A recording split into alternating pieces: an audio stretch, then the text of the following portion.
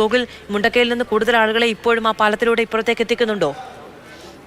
പൂർണ്ണമായി, അതായത് അവിടെ കുടുങ്ങിക്കിടന്ന ആളുകളെ പൂർണ്ണമായും എത്തിച്ചു. ഇനിയുള്ളത് മൃതദേഹങ്ങളാണ്.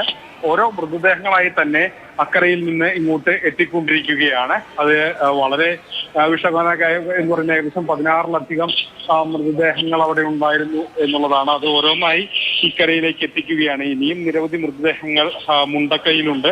അത് ഈ രാത്രി അവിടെ നിന്ന് ഇവിടേക്ക് എത്താൻ കഴിയാത്ത ഒരു സ്ഥിതിയുണ്ട്. അപ്പോൾ ആ ഒരു സാഹചര്യത്തിൽ കഴിയുന്ന അത്രയും അതായത് മൃതദേഹങ്ങൾ ഇവിടെ ഈ സമീപത്തേക്ക് എത്തിച്ച മൃതദേഹങ്ങൾ മാത്രം ഇങ്ങോട്ട് കൊണ്ടുവരികയാണ്. അതിപ്പോൾ പുരോഗമിച്ചുകൊണ്ടിരിക്കുകയാണ്. ഏകദേശം 16 മൃതദേഹങ്ങൾ ഇവിടെ ഇങ്ങനെ ഉണ്ടായിരുന്നു എന്നുള്ളതാണ് നമുക്ക് മനസ്സിലാക്കാൻ കഴിയുന്നത്. ഓരോന്നായി ഇങ്ങനെ കൊണ്ടുവന്നുകൊണ്ടിരിക്കുകയാണ്. വളരെ വിഷമകരമായൊരു സാഹചര്യം എന്ന് തന്നെ പറയേണ്ടി വരും. കാരണം വലിയൊരു ദുരന്തം, 100ലധികം മരണങ്ങൾ റിപ്പോർട്ട് ചെയ്യുന്നു എന്നുള്ളതൊക്കെ ഒരു വലിയ വിഷമമായി തന്നെ നിൽക്കുന്നു.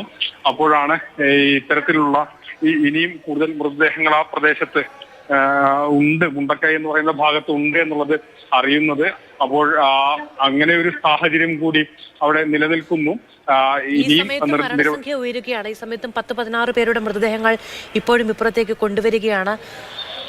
ഈ അപകടത്തിന്റെ വ്യാപ്തി കൂടുതൽ ഓരോ നിമിഷവും വലുതാവുകയാണ് ഗോകുൽ.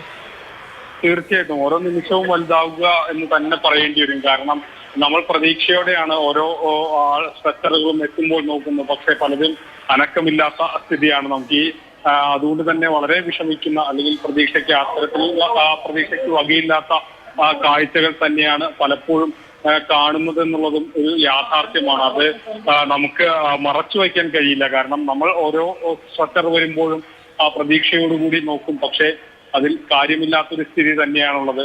വളരെ വിഷമിപ്പിക്കുന്ന കാഴ്ചകളാണ് ചുറ്റും നടക്കുന്നത്.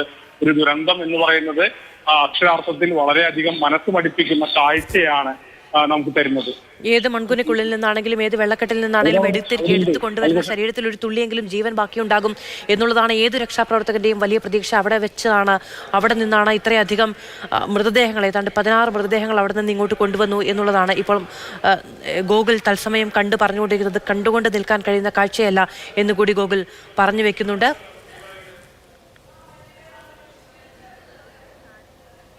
ഈ ട്രിവാലി റിസോർട്ടിലെ ദൃശ്യങ്ങളാണ് പ്രേക്ഷകർ ഈ വലതുഭാഗത്ത് കാണുന്നത്. വയനാട് നമുക്കറിയാവുന്നതാണ്, വിനോദസഞ്ചാരികളുടെ സ്വർഗമാണത്. അവിടെ തേടിയെത്തുന്ന മനുഷ്യർ അനവധിയാണ്. അവിടെ നിന്നുള്ള മനോഹരമായ കാഴ്ചകൾ നമ്മൾ ഒരു വശത്ത് കാണുന്നുണ്ട്. പക്ഷേ ആ മേഖലയാകെ പിടിച്ചുലച്ച ദുരിതത്തിൻ്റെ ഏറ്റവും തീവ്രമായ, ഏറ്റവും മോശമായ, ഒരിക്കലും നമ്മൾ കാണാൻ ആഗ്രഹിക്കാത്ത ചിത്രങ്ങളും ദൃശ്യങ്ങളും നമ്മൾ മറുവശത്തും കാണുന്നുണ്ട്. ഈ വയനാടിനെയാണ് ഈ ദുരന്ത ഭൂമിയാക്കി മാറ്റിയിരിക്കുന്നത് എന്നുള്ളത് നമുക്ക് ചിന്തിക്കാൻ കഴിയാത്ത, നമുക്ക് കണ്ടു നിൽക്കാൻ കഴിയാത്ത ദുരന്തം തന്നെയാണ്.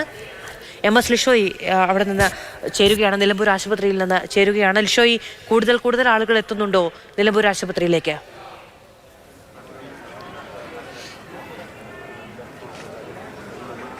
തീർച്ചയായും നിരവധി ആളുകളാണ് നിലമ്പൂർ ആശുപത്രിയിലേക്ക് ഇപ്പോഴും വന്നുകൊണ്ടിരിക്കുന്നത്. അതായത് പലർക്കും ഈ പറഞ്ഞ പോലെ തന്നെ ആരുടെ മൃതദേഹമാണെന്ന് ഉറ്റവർക്ക് പോലും തിരിച്ചറിയാൻ കഴിയാത്തൊരു സ്ഥിതിയുണ്ട്. അതുതന്നെയാണ് ഏറ്റവും ഒരു വേദനിപ്പിക്കുന്ന ഒരു കാര്യമെന്ന് പറയുന്നത്.